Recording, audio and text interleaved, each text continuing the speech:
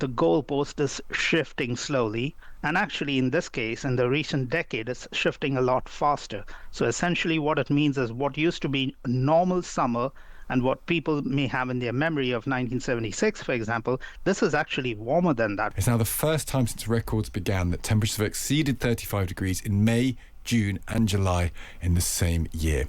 Joining us to explain what's going on and to give us some sense of what the future holds is the meteorologist Jo Wheeler. Morning, Jo. Good morning to you. So, well, yes, it's another very warm. Is it going to be very warm everywhere? It strikes me because this started off, whenever it was, as quite a southern phenomenon. It seems to be going up and up and up, covering everywhere. It has been different. We are an island, so we obviously get a lot of differentiation of weather across the country, and currently what we've got is one area of high pressure taking over from another, and that's going to put us in an easterly flow for much of this week. So you may have noticed, if you were awake enough as you came into work this morning, that it was actually quite cloudy, and that low cloud has come in from the North Sea overnight, affecting many eastern counties. In fact, it travels right the way through to eastern parts of Wales.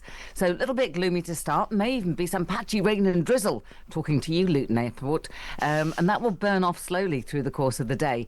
So, somewhat unsurprisingly, the highest temperatures today of 30 or 31 are likely to be down in the southwest. Now, that doesn't leave London out of it. Right the way through this week, likely still to see temperatures up to 29 or 30. Now, I'll come back to these specific values in a second. Just to let you know, because high pressure keeps things fairly calm and settled, we're looking rinse and repeat, right the way through the week. So this low cloud burns back, returns tonight, burns back, returns next night, and so we'll keep going like this until the end of the week. But the heat never really goes away, and this is why I've got a bit of an argument with the idea that we're in our third heat wave. It's only our third heat wave because of the threshold criteria that we're talking about. In London, it's 28 degrees for 3 consecutive days. Further outside of London, 25. Now, as things stand at the moment, many parts of the country are in their 8th or 9th day of a heat wave. In other words, temperatures have exceeded those thresholds for more than 3 days and will continue to do through much of the week. But if one of them drops below, then they're no longer in a heat wave.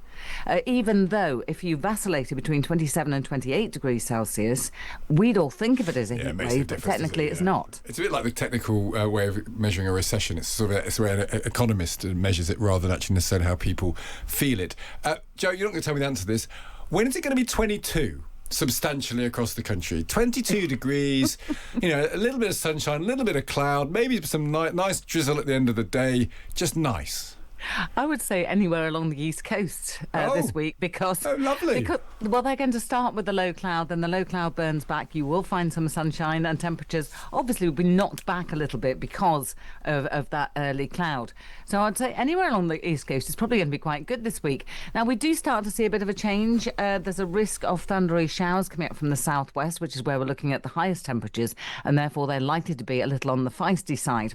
And then as we look into the weather crystal ball, which I frequently do, even though I know it's a crystal ball and unlikely to come true. But the end of the month is actually looking rather wet, a bit windy as well, because obviously the gardeners and the farmers, they're all looking for some significant rainfall now. In this part of the world, I'm in Lincolnshire, there's a hosepipe ban. And, lots of people grow things here, even if they're not doing it commercially. And obviously not being able to have any water and none coming from the sky is pretty tough.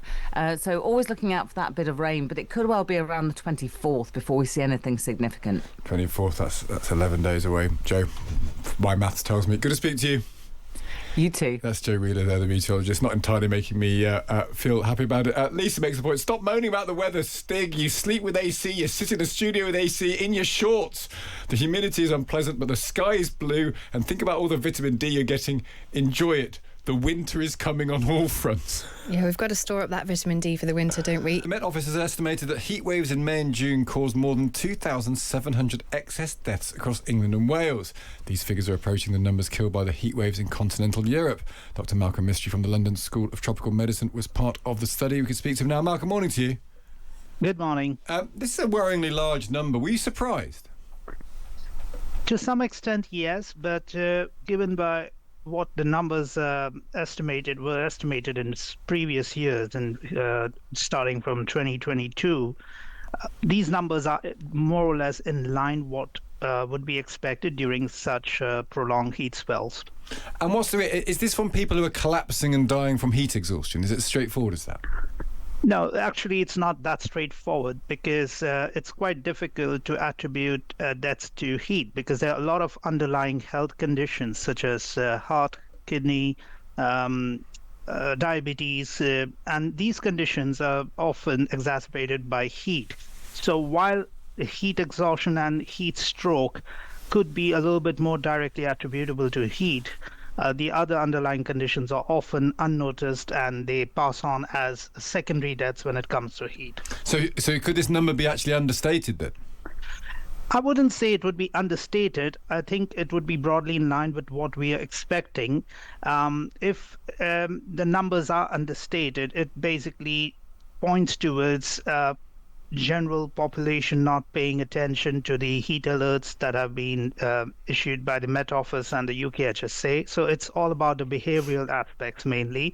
But by and large, from what we observed in previous years as well, we have to remind that these are modeled estimates. So we have to indeed wait for the actual numbers to come out a few months later. What about the argument that there's very little we can do? Our housing stock is very likely to retain heat. We might live in a city. It's all very well in saying there's a threat. We read these amber alerts and red alerts, but if we live in a house that's very, very hot in a city with no air conditioning and with only limited circulation of air, what can you do about it? Yes, you're right. In a way, our housing stock, our transport, in general, our infrastructure is primarily designed in the UK for a climate that existed about half a century back. And it's certainly not designed for the present day climate and definitely not for the future, going by what the trend in global warming is. So it is true to a certain extent, despite paying attention to all the heat alerts, what can one do at an individual level if the house you're living in is itself trapping the heat that was designed for primarily for winter instead of summer. Do you think if we embraced culturally and socially air conditioning, if every new house had air conditioning, there were people who had more air conditioning in public transport in other people's homes, if we embraced air conditioning culturally, which I don't think we do in this country, that would actually save lives?